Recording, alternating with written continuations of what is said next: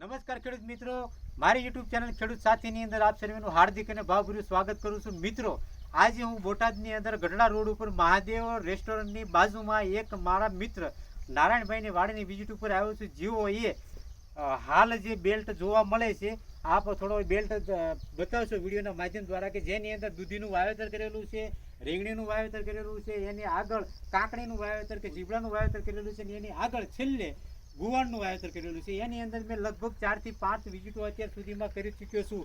હવે એમનો અગાઉની વિઝિટની અંદર એવો પ્રશ્ન હતો કે એમની જે દૂધી છે એ દૂધીનો આકાર થોડો કદરૂપ થતો હતો. તો એના વિશે મેં એમને થોડી ઘણી ટ્રીટમેન્ટ કરાવેલી હતી, કે જેના થકી એમને દૂધી તમે આજે જોઈ શકો છો કે એકદમ સરસ મજાની આકારવાળી, ગરફવાળી, મીઠાશવાળી અને કોઈ પણ પ્રકારનું એની અંદર આ જે જોવા મળે છે ચીબડું, એની જેવો કોઈ પણ પ્રકારનો ચીરો પણ જોવા મળતો નથી. એટલે કે દૂધી ફાટી નથી.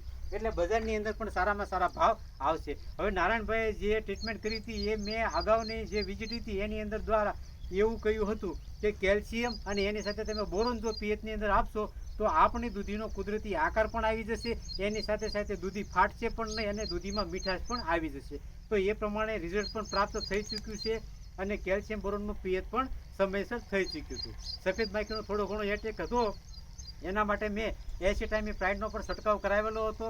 એનું પણ સારામાં સારું રિઝલ્ટ આવી ગયું છે. થોડુંક ટીજીઆરનો પણ સાથે સાથે છંટકાવ કર્યો હતો, જેની અંદર એમિનો એસિડ, ફુલવિક એસિડ, બ્રાસિનો એસિડનું જે કોઈ કન્ટેન્ટ હતું કે જેના દ્વારા એમને દૂધીનો જે કોઈ વેલો હતો એ પીળાશ ન આવે, એની અંદર સારું ફ્લાવરિંગ આવે, એ પ્રમાણે મેં એમને છંટકાવ કરાવેલો હતો અને આજે એમનો સારામાં સારું પરિણામ પણ પ્રાપ્ત થઈ ચૂક્યું છે. અને સાથે સાથે રીંગણી હતી, તો રીંગણીની અંદર પણ મેં 1261નો છંટકાવ કરાવ્યો હતો, કે જેના દ્વારા રીંગણીના મૂળ મજબૂત થાય અને નવું ફ્લાવરિંગ પણ સારામાં સારું આવે. હવે આજની વિઝિટ દ્વારા તમને એ જણાવવા જઈ રહ્યું છું કે એમનું 1.5 કે 2 વીઘાનું ચીબડાનું વાવેતર છે, કે જેની અંદર આ પ્રશ્ન જોવા મળે, એટલે કે ચીબડું નાનું એવું છે અને બહારથી ફાટી જાય છે. તો હવે એમને એની અંદર કેલ્શિયમ, એની સાથે બોરોન પિયતની અંદર આપું છું અને એની સાથે સાથે પોટાશ પણ થોડું ઘણું પિયતની અંદર આપું છું, જેથી કરીને આગળ જતાં આ જે ચીબડું છે એની સાઇઝ મોટી થાય અને મોટી થયા પછી આ જે બહારનું આવરણ છે કેલ્શિયમ બોરોન દ્વારા એકદમ મજબૂત થાય અને એકદમ ચિકાસવાળું થાય, કે જેના થકી એમનું ચીબડું મોટું થાય અને સારામાં સારો આકાર આવે અને બજારની અંદર સારામાં સારો એમને ભાવ મળી રહે. તો મિત્રો, મારી આવી અવનવી અપડેટ ખેતીની જો તમે મેળવવા માંગતા હોય તો મારી ચેનલ ખેડૂત સાથીને તમે સબસ્ક્રાઈબ કરો, લાઈક કરો, કે જેના થકી હું અવારનવાર આવા વિડીયોના માધ્યમ દ્વારા મદદરૂપ થઈ શકું. હવે થોડું ઘણું નારાયણભાઈ દ્વારા પણ જાણશું કે હું જે વિઝિટો કરું છું એના દ્વારા એમને કેવો ફેરફાર પાકની અંદર જણાય છે. હવે નારાયણભાઈ જણાવો કે આ દૂધીની અંદર, ગુવારની અંદર કે રીંગણીની અંદર મેં વિઝિટો કરી અને જે તમને માહિતી આપી એ તમને કેવી લાગી?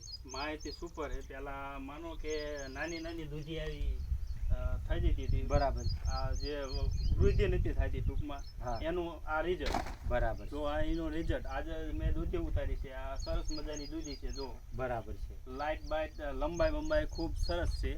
બરાબર. રીંગણીમાં પણ સરસ સાપકા બાપકા બેસી ગયા, સરસ એની રીંગણી પણ સારી છે.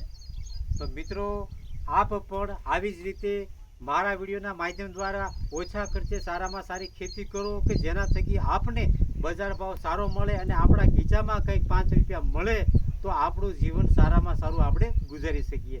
તો આવી અવનવી માહિતી મેળવવા માટે મારી યુટ્યુબ ચેનલ ખેડૂત સાથીને તમે સબસ્ક્રાઈબ કરો, લાઈક કરો, કે જેના થકી હું આપને મદદ થઈ શકું. મિત્રો, હસ્ત.